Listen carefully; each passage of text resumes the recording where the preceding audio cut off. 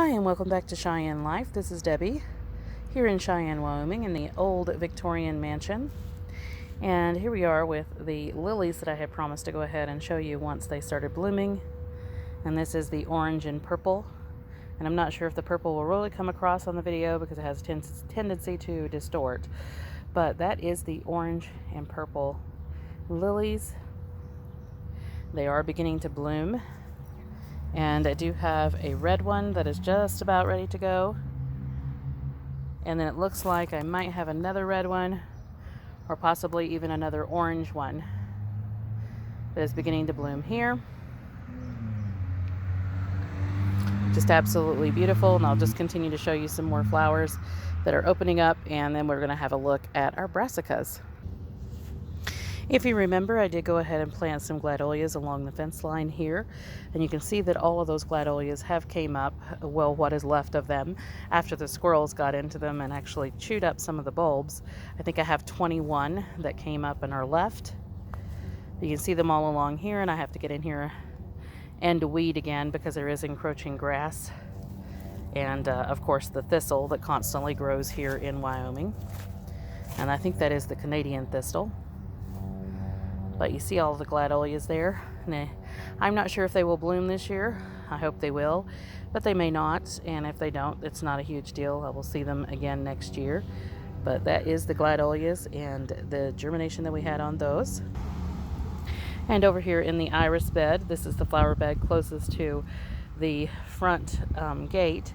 We do have some beautiful crimson lilies that have bloomed.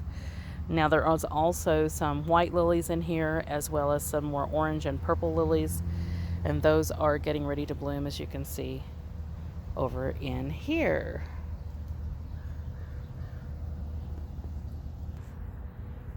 I had planted some butternut squash along the shaded part of the north side of the house, right in this section of a flower bed, and they are taking off. So I'm hoping that they will do something. I'm not sure if they're going to have enough time at this point, but they are beginning to set their extra leaves, and it looks like I'm seeing a little runner in that one right there. So hopefully they will take off and actually do something. And this is the pumpkin patch. I was wondering if I would actually have any pumpkins after they got killed out by the hailstorm and we had to replace the seed, and it looks like that I just might get some pumpkins. As you can see, they are definitely taking off, and we've had some blooms showing up on some of these, and they're really picking up and growing. Now we have the jack-o'-lanterns in the front here along the edging of the curb.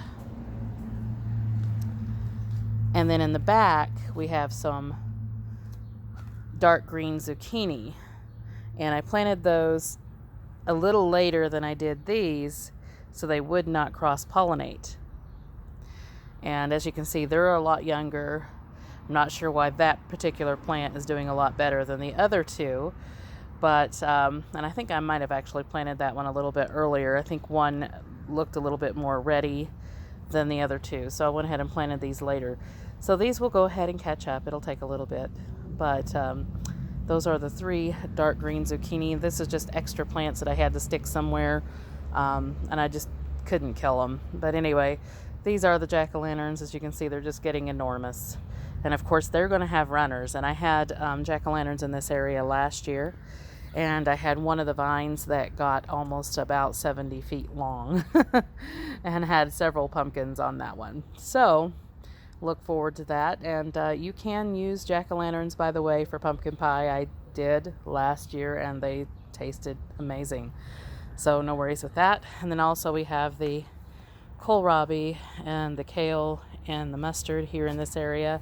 And because of the hot temperatures in these last couple of weeks, I have had a couple of the mustard go to seed or go to bloom, which means they're going to seed or bolting. So I'm going to go ahead and get that harvested out and probably mix it with some of the kale and even some of the kohlrabi greens, which you can do, and can up some mixed greens. And then the turnips, of course, that I had just planted, those are up like crazy, and when they get a little bit taller is when I'll start thinning those out. And you see that little fluttering white, beautiful looking little butterfly, right? That is a guy you don't want to have in your garden, especially around what plants that he's looking at right now. And that is the brassicas. You can see him fluttering around over there again. There are two of them. I saw them this morning that have been fluttering around, and most likely a male and a female. And that is the cabbage moth. Beautiful little butterfly or moth. However, that little guy can completely decimate your brassica plants, which would be the cabbages, your broccoli, your kale, your cauliflower, even your radishes. They will resort to that if they can't get to anything else, but they especially love cauliflower, broccoli, and cabbage because of the big leaves. They hide their eggs underneath each of the leaves. Those hatch out and make what's called cutworms. And those cutworms, they start just cutting away at all your brassicas. They eat the leaves and start destroying things. So that little guy, I'm going to have to look at the underside of all of my plants and make sure I don't have the eggs here. But that little guy, I will catch him once they slow down fluttering, which they do. When they get focused on the plants, as you can see right now, and they stop, is when I will capture those little guys and get rid of them. And that means they will not be in the garden again. But that's how I keep control of pests in my garden. So you don't have to use pesticides. You just wait for them to land, pay attention, catch them, and get rid of them. Because you do not want that in your brassicas. And in between here, this is the cauliflower. I have my collards, and yes, they will bother the collards as well. And then behind that, the darker green, is the romaine lettuce, which is beginning to make heads. It will get a lot larger. And then I had mentioned that I had planted some more lettuce over in this row where it had came up spotty, and as you can see, all of it has came up. All right, and I had mentioned that the beans would most likely be setting runners soon, and as you can see, they have started to set their runners. So I will definitely need to get in here and trellis these. I had not done it as yet because I've just been so busy with the rest of the garden that I put it down to the last moment. But I'm going to go ahead and get those started here this evening when it cools off, because today we're going to have temperatures at 93. And while we are at it, I just got the mail. We have a mail lady, and she brought me some mail here while I was in the garden, and she always comments on my garden as well. She just thought it was beautiful, and I just got this from Suburban Homesteader, Wyoming / Arizona. And thank you so much, Sandy. That is amazing.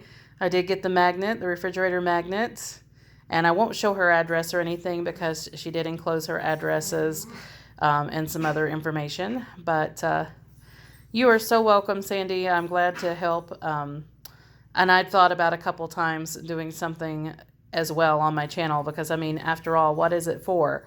It's a platform for people to get to know each other all across the world, and that's always what I have thought about the internet. I know a lot of people are cautious about the internet, and there's a lot of trolls out there and things like that, but the way that it is, I don't pay any attention to those trolls and stuff. I've only had a couple of them on my channel so far that have said something, but I don't pay any attention to those things because it's life. It happens. And there's some people out there that are just bored with life, I guess, or have nothing better to do. So rather that they aggravate me or someone that can handle it rather than somebody who has issues with that. So anyway, you're welcome. And I look forward to anything else that you show in the future that you need some assistance on or you're asking for assistance on. And I hope Bubba really enjoys those stickers. All right, I'm back out in the garden. As you know, I had went ahead and planted some more seeds for my radishes because they were kind of spotty and coming up. So I did that, and as you can see, they're starting to fill out now. As well as I had planted some beets in this section, in this large patch. I already had some beets here, but since I went ahead and pulled the cabbage out of here and transplanted those, I had all this space, so I went ahead and planted some more beets, and as you can see, they are beginning to come up. You can see all those little plants in there. And I may have to get in here and thin them because I did see that they had came up and just thick as thieves. So there we go with the beets. So that is still some July planting that is going on. I hope you are doing some of that wherever you are. And this is the next row of peas that I have planted. They have all came up, as well as I did plant some sunflowers here at the beginnings of them. So we have another bunch of sunflowers that are coming up. And that is again some more July planting. I just planted these a few days ago. They are already up, thriving. And if you're hearing that train horn in the background, you're hearing the big boy.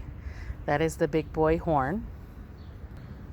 And you can see all of my calendula as well as the zinnias. These are the California cactus zinnias that are all up and thriving. The calendulas are definitely setting on their extra leaves. And I don't want to count my chickens before they hatch, but it looks like we will have some cucumbers. Definitely getting a lot of blooms on this one cucumber, and the other ones are setting up their runners now. Looking at the center sections of those cucumbers, as you can see, those on the right side of the trellis have definitely grown since the last video even, which was just yesterday, by the way. So just getting bigger, looking like they're going to set their runners and they're actually going to do something. So I'm hoping that I have some cucumbers this year, because last year was terrible with cucumbers. I think I only got like 2 or 3. Anyway, that is the red curry. They're setting their runners as well. And the acorn squash in the back are definitely starting to bloom.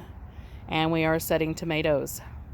And as you can see, my clematis here in the garden that I had tried to kill out, then still grew anyway, blooming, doing beautifully, and I went ahead and got it trellised up, so I don't think it's going to be creating a problem anymore. I'll just keep trellising it and see how beautiful the blooms are. I hated to kill it out anyway, but it was just taking up a lot of room in the garden, but it is a lot smaller than it was last year, so that is a good thing. And I had mentioned that the tomatoes are setting fruit, and you can see a little tomato tucked in right there, and I have not seen any greenhorn worms, so I'm keeping up with that. I had one last year that I had ever seen in my life on my tomato plants, and I lived in East Tennessee and never had any greenhorn worms. So haven't seen any so far this year, hoping not to see any. Now I did see last year a swallowtail butterfly larva or caterpillar. It was in my dill, and then come to find out they really don't do any damage. They like to be in the dill. I don't mind if they eat some of the dill, and because they're just a beautiful, beautiful butterfly. So come on, swallowtails, come on, you can have some of the dill. I've got plenty. And I haven't talked about the potatoes very much lately because, well, they're just being potatoes.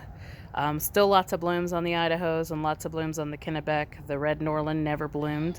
Some of the plants in the back for the red Norland, which are on the left side, are a lot bigger than the ones in the front, which usually happens. I think it's just a matter of light and all of that. And they're beginning to die off because they are at the end of their life cycle. They've already made their potatoes. You can see one peeking out through the dirt right there. And one of the things I like about the red Norlands, even though I'm not going to be growing these again, is that they don't sunburn when they peek through the dirt like that.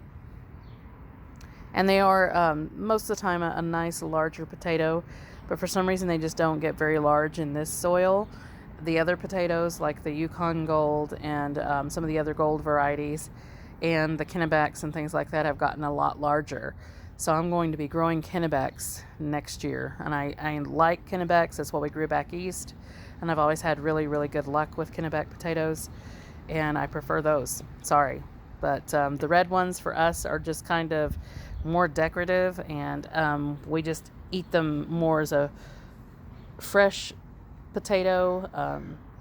We don't really make mashed potatoes that much with them. We just roast them and things like that. So I call those more of a ready-made potato. I just wanted to give you a quick shot of the corn. The corn is just growing by leaps and bounds, as you can see there. And last but not least, this is the lilies that are out in the herb garden that I had 11 to 12 blooms on each stalk. And they are just getting enormous. The blooms are just happening all over the place. Gorgeous, gorgeous color every single year. But this is the first time that they have looked so large. So that is the lilies for this year. This is the little bit of a garden update, and we will see you in the next one. Like, subscribe, and hit the notification bell to get notices on new videos as they come out.